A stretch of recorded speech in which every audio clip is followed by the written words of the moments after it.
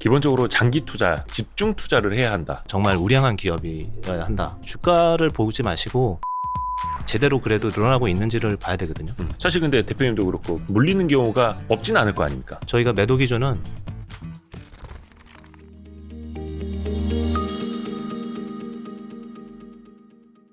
아니 근데 김대웅 대표님 저는 궁금해가지고 거의 한 10년 전 기사 몇 번 이렇게 찾아봤거든요.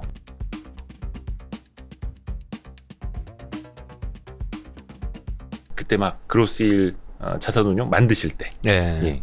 그래서 간간히 또 시장 어려울 때마다 좋은 조언을 해주시더라고요.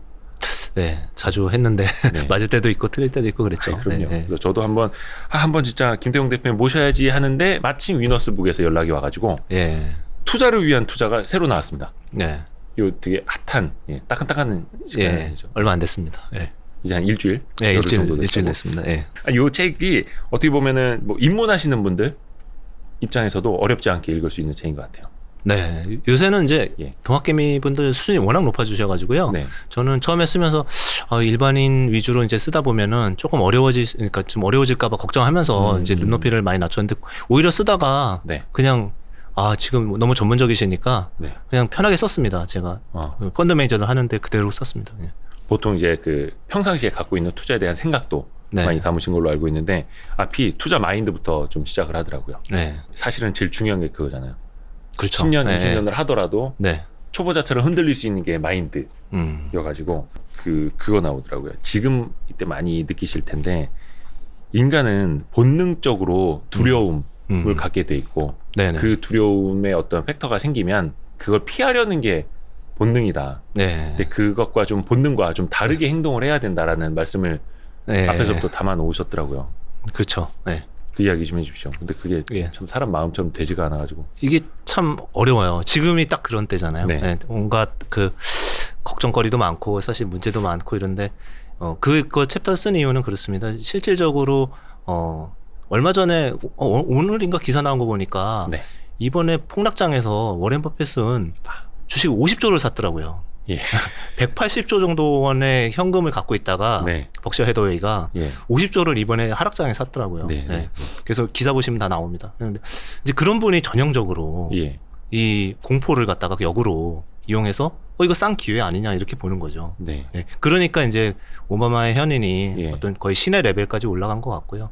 저도 마찬가지입니다. 일반인들도 다 그렇고 당연히 우리 DNA는 천둥번개 치면은 약간 숨고 이런 DNA를 갖고 있잖아요. 그러니까 빠질수록 또는 두려울수록 피하는데 이 주식할 때만큼은 오히려 악재가 더 많을 때 초기에 잘못 걸리면 안 되죠. 물론 초기에 잘못 걸리면 안 되는데 그 악재가 많아져서 더 나쁜 게 뭐가 있을까라는 거를 고민할 때 새로운 건 별로 이제는 없을 것 같아. 이럴 경우에는 서서히 많이 싸진 주식들을 이제 찾을 때가 됐다 이렇게 보는 거고 뭐 조금 더 말씀드리면은 지금은 이제 그러면은 저희가 두려운 게 한 4개 있는 거잖아요. 그러니까 물가, 금리 뭐 이렇게 다 아시는 것들, 전쟁. 이제 여러분이 모르시는 건 아무것도 없는 것 같아요. 그러니까 강한 긴축이라든지 뭐 중국의 코로나라든지 전쟁이라든지 뭐 쭉 있지 않습니까? 물가 이렇게. 근데 이제 이게 우리가 봤을 때 지금은 최악인데 그러면 6개월 뒤 또는 하반기 이때도 계속 지금보다 더 악화가 될까 이렇게 생각해 보면은 한 2개 정도는 서서히 풀리지 않을까 이런 생각이 드는 거죠. 그 2개가 뭘까요? 일단은 이제 중국 코로나가 제일 먼저. 봉쇄. 봉쇄가 좀 풀릴 거고. 그 다음에 전쟁은 사실은 잘 예측이 안 돼요. 예측이 안 되는데 이번에는 너무 이제 중요한 전쟁이기 때문에 에너지 가격, 밀 가격을 다 올려놨기 때문에 그게 해소가 되면은 사실 많은 게 선순환으로 풀릴 것 같아요. 왜냐하면 미국도 물가 때문에 지금 저번 달에도 조금 둔화될 거로 생각을 했었는데 다시 또 약간 꼬리를 들잖아요. 그러니까 이제 그런 부분들이 결국은 이제 심리적으로 되게 전쟁의 영향, 거기에 에너지의 투기적 자본 뭐 이런 것들이 다 몰려 있는 것 같아요. 그게 좀 해소가 되면은 지금의 두려움은 오히려 기회로 작용할 수 있다 이렇게 생각하는 거죠. 물론 뭐 전쟁이라든지 이런 게 언제 해소될지는 모르겠지만 그렇죠. 이게 또 막연하긴 한데 언젠가는 끝난다. 대신에 그 기간 안에 싸진 주식을 찾으면 된다. 또 이렇게 좀 단순화 시켜도 될까요? 네, 맞습니다. 근데 이제 싸진 주식이 내가 산 다음에는 비싸져야 되는데 그게 사람 마음 아닙니까? 그러기 위해서 사실은 투자하는 거고 물론 기간은 보이지 않는 거니까. 아까 그 워런 버핏 잠깐 이야기해 주셔가지고 네. 그 질문으로 좀 갔다 올게요. 네. 이 책에 보니까 88페이지에 있던데 네. 기본적으로 장기 투자를 해야 한다. 그리고 장기 투자를 하더라도 확실한 게 보였을 때 집중 투자를 해야 한다. 네. 워런 버핏처럼. 워런 버핏도 사실은 거의 포트 상위 한 10종목에 집중 투자하시는 분 맞습니다. 아니고 예. 뭐 금액 단위가 어마어마하니까 네. 10종목이어도 사실은 진짜 엄청난 집중 투자인데 네. 그런 좀 설명 좀 해주세요. 이게 어떤 의미인지. 네. 그래서 이제 개인분들은 사실은 이제 집중 투자라 그러면 10종목 이하면은 집중 투자로 저희는 생각하거든요. 네. 근데 그 정도는 충분히 가져가셔야 되는 게 한두 종목에 너무 이렇게 몰려 있으면은 네. 시장이 나빠졌거나 성격이 안 맞았을 때 뭐 성장주가 갈 때도 있고 가치주가 갈 때도 있고 이런데 그럴 때 좀 너무 외로워요. 예. 그렇기 때문에 약간 종목은 한 10종목 정도는 가져가는 게 좋은데 그 집중 투자 그래서 그것도 집중 투자입니다. 근데 집중 투자를 얘기할 때 워렌 버핏의 집중 투자를 무조건 따라할 수는 없어요. 왜냐하면은 네. 워렌 버핏이 투자할 때는 그 기업을 인수하듯이 삽니다. 아, 그렇죠. 예. 그렇기 때문에 그 정도 공부를 할 수는 없잖아요, 저희가. 네. 네. 그러니까 그래도 최대한 우량주 또는 이제 저희가 잘 아는 기업들 그래서 장기 성장이 담보되어 있는 기업이라든지 아니면 여러 가지 조건들이 있잖아요. 네. 뭐 독과점적인 기업들이라든지 이런 것들은 망하기 힘든 기업들이거든요. 그렇죠. 이런 기업들에 대해서는 집중 투자를 해도 좋고 집중 투자를 하면은 그러면은 자연스럽게 장기 투자가 굉장히 유리하게 됩니다. 네. 왜냐하면은 이제 우량 주식을 갖고 있으면은 산 타이밍은 정확하게 못 맞춰서 샀다가 빠질 수도 있잖아요. 네. 빠질 수도 있지만은 그 시간을 많이 갖고 시간을 벌어 놓으면은 그 기업이 본대로 다시 따라가게 돼 있죠.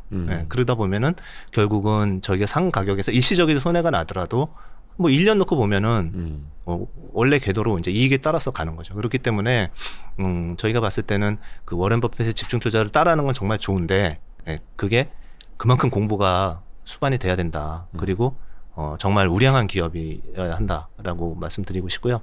그 우량 기업에 대해서는 또 혹시 뭐 말씀하시면은 네. 제가 어떤 조건으로 어떤 기업을 고르면은 우리가 물타기를 해도 되고 집중 투자를 해도 되고 이런 거를 좀 말씀드리겠습니다. 그게 101페이지에 나오더라고요. 안 그래도 여쭤보려고 했죠. 네. 물타기의 기준은 성장하는 업종 내 1위 기업만 물타기해도 된다. 이렇게 쓰셨던데요. 네. 예. 그렇죠. 저희가 봤을 때 네. 지금 경기가 예측이 안 되잖아요. 네. 그리고 이러한 전쟁이 날 줄도 몰랐고 이러한 불확실성들이 확 터지고 나오는데 네. 이런 거를 결국 극복해 나가려고 그러면은 주가는 어떤 숫자인데 이 주가를 보지 마시고 기업의 이익이 제대로 그래도 늘어나고 있는지를 봐야 되거든요. 그래서 그 기업의 이익이 늘어날 수 있으면은 경기 영향이 그렇게 크지 않아야 됩니다. 경기에 영향을 덜 타는 기업. 네. 꾸준히 돈을 잘 버는 기업. 그렇죠. 네. 그래서 저희가 예측한 것도 훨씬 나쁜 상황이 오더라도 네. 다시 경기는 정상화되게끔 돼 있잖아요. 예, 그렇죠. 그때 저희가 생각한 이익이 나오는 기업들이 있거든요. 근데 여러분 다 아시는 기업일 거예요. 뭐 예를 들면 미국의 빅테크라고 그러면은 네. 사실 뭐 구글을 대체할 기업은 없잖아요. 그렇죠. 그리고 유튜브를 대체할 미디어도 없고. 네. 그다음에 아마존의 그러한 뭐 상거래라든지 전자상거래 뭐 외에도 그 클라우드 서비스 이런 것들을 대체할 기업은 없거든요. 이미 공고하게 과점화돼 있고 네. 그런 서비스가 없으면은 미래로 갈 수 없지 않습니까? 네. 그래서 그런 기업들은 절대 안 망할 거고 안 망할 거기 때문에 이 물타기를 하더라도 경기가 조금만 돌아서면은 다시 그 기업의 펀더멘탈을 따라가는 거죠. 말 그대로 그거는 네. 장기 투자 관점에서. 그렇죠. 사실 근데 대표님도 그렇고 크로스일 자산운용도 그렇고 사다가 물리는 경우가 없진 않을 거 아닙니까? 많습니다. 특히 요새는 뭐 속출하고 있습니다. 사자마자 물리고.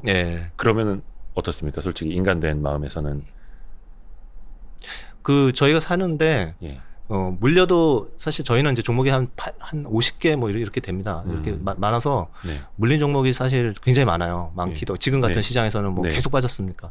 그렇기 때문에 이제 그런 기업들은 있지만은 저희가 계속 점검을 해요. 저희가 본대로 이익이 계속 늘어나고 있는지 보고요. 네. 그 본대로 이익이 안 늘어나거나 저희가 생각했던 가정이 틀리잖아요. 네. 그러면 저희가 손절매를 해버립니다. 그래서 이제 손절을 치고요. 그렇지 않고 그냥 시장 상황 때문에 저희가 본대로 이익은 나오고 있는데 시장 상황 때문에 밸류만 떨어지고 있으면은 네. 그러면은 두 가지 중에 하나를 하죠. 다시 한번 점검하고 음. 진짜 물타기 말 그대로 좀 더 매수를 하거나 네. 아니면은 그 포지션대로 그대로 그냥 갖고 버티거나 이렇게 합니다. 그래서 저희가 매도 기준은 첫 번째는 이제 목표가 도달하면은 제일 좋은 기회이지만 네. 그렇게 안 됐을 때 틀렸을 때 그냥 바로 손절을 하는 이런 것도 하고요. 그리고 마지막으로 보면은 어떤 때 보면은 기관들이 좋은 주식이고 이런데 계속 파는 게 나와요. 근데 그게 왜 그러냐 하면은 네. 이런 경우도 있습니다. 이게 나빠서 그런 게 아니라 좋을 때도 더 좋은 기업이 발굴되잖아요. 네. 상대적으로. 네, 그러면은 이게 업사이드가 50%고 네. 내가 갖고 있는 게 15%다. 네네. 이러면은 이제 15%짜리 까서 50%짜리 사는 거죠. 와닿네요. 깐다라는 표현이. 네. 그러니까 그런 부분에서도 매도가 나와요. 네. 상대적으로. 그렇죠. 그리고 또 이제 시장이 같이 이제 출렁일 때 대바겐세일하는 우량주가 또 나오잖아요. 그렇죠. 그럼 또 이쪽에 있는 걸 이제 빨리 비워놓고. 맞습니다. 더 싸진 거를 사는 경우도 있고요. 근데 그 매도 원칙 94페이지에 있는 걸 보니까 첫째 뭐 목표 주가에 도달했을 때 이제 말씀해 주셨고, 셋째 더 상승 여력이 높은 종목을 발견했을 때 이건데, 두 번째가 투자 당시 미래 이익 추정에 대한 가정이 틀렸을 때, 그러니까 이익이 뭐 꺾이는 이게 아니라 이익을 추정하는 데 있는 가정이 틀렸을 때라고 쓰셨더라고요. 그건 어떤 차이일까요? 그거는 이제 저희가 어닝 모델을 다 만들고 그 다음에 어닝 모델의 예측치를 만들 때 매출을 구성할 때 판매량과 그다음에 가격에 대한 가정을 하잖아요. 그리고 또 하나는 원가에 대한 가정을 하는데 예를 들어서 이제 예를 들면 반도체, 차량용 반도체처럼 생산이 안 될 때도 있고 이렇게 되면 아무리 다른 차가 다 준비가 돼 있어도 반도체가 없으면 출고를 못 하잖아요. 그런 경우는 예측한 거랑 완전히 다르게 가는 경우가 생기는 거죠. 그렇죠. 그런 식으로 이제 가격도 마찬가지입니다. 원재료가 유가가 이렇게 튈지는 몰랐는데 이렇게 해가지고 압박을 받거나 밀가격이 이렇게 튀어가지고 라면 가격에 어떤 압박이 된다든지 이렇게 되면은 이제 가정이 바뀌는 거잖아요. 그럴 경우에는 저희가 그만큼 줄이는 거죠. 그거는 이익을 추정하는 걸 더 앞서서 움직이기 위해서 또 그 가정을 먼저 세워놓는 거고요. 네, 맞습니다. 그렇죠.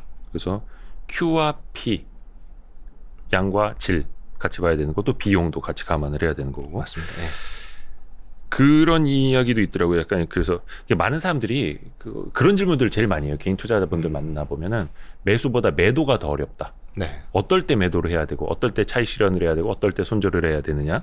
책에도 있는데 이게 피크 시점이 주식 매도의 기준점이다라고 말씀을 하시더라고요. 네, 되게 중요한 거거든요. 이게 매수는 진짜 손쉽게 나가는데 매도하고서 사실 팔았는데 쭉 더 올라가요.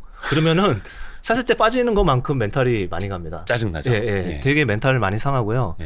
뭐 저희 기관도 그럽니다. 목표가 왔다고 생각해서 팔았는데 거기서 20-30% 올라가면은 굉장히 후회가 되고 막 이러는데, 그때 어떤 사람들은 밸류에이션을 보고 팔아요. 그러니까 코스피가 PR이 10배인데 이거 벌써 30배 왔으니까 이거 팔아야 된다 이렇게 이제 주장하시는 분들도 있고.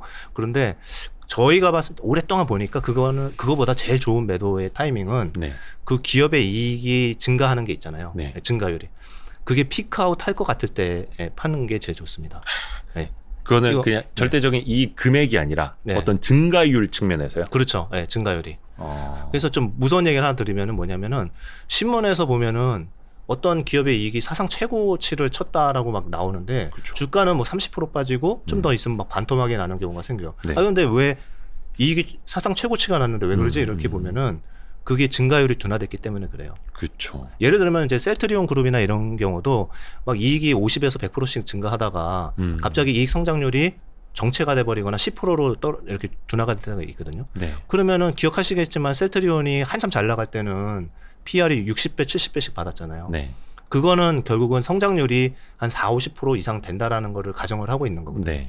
그런데 코스피의 성장률은 10% 정도 가정을 하고 있는 거죠. 10% 성장하면은 PR 한 10배 주는 거잖아요, 코스피가. 근데 이제 셀트리온이 만약에 성장률이 10%로 줄어들었어요. 그러면은 갑자기 60배, 70배 받던 게 뭐 10% 증가까지는 안 떨어지겠지만 코스피만큼은 안 떨어지겠지만 그래도 뭐 PR 20배로 떨어지는 거죠. 그렇게 되면은 이익은 사상 최고치인데 성장률이 뭐 50% 증가하다가 10%로 둔화됐다고 그래가지고 주가가 50%가 빠지는 현상이 생기는 겁니다. 근데 그거는 사실은 그 숫자로만 보시면 안 되고요. 그 상황을 보셔야 돼요. 그러니까 예를 들면은 뭐 셀트리온 말씀드린 김에 계속 더 말씀드리면 뭐 유럽에서 그 당시에 그러니까 작년에 많이 빠졌잖아요. 이제 그럴 때 유럽에서 시장 점유율이 계속 늘어나고 있다가 그 주춤해졌거든요. 네. 그리고 이제 또 하나는 이제 1위 업체하고 이제 가격 경쟁도 심해졌고 이런 상황들이 나오거든요. 이렇게 되면은 이제 예상했던 만큼의 성장률이 안 나오고 그럼 이미 시장이 포화된 걸까? 이런 의심이 생기기 시작합니다. 네. 이럴 때 이제 피크아웃 하는 거죠. 그래서 이거는 숫자로 보고 있다기보다는 그 산업을 잘 보고 있으면 돼요.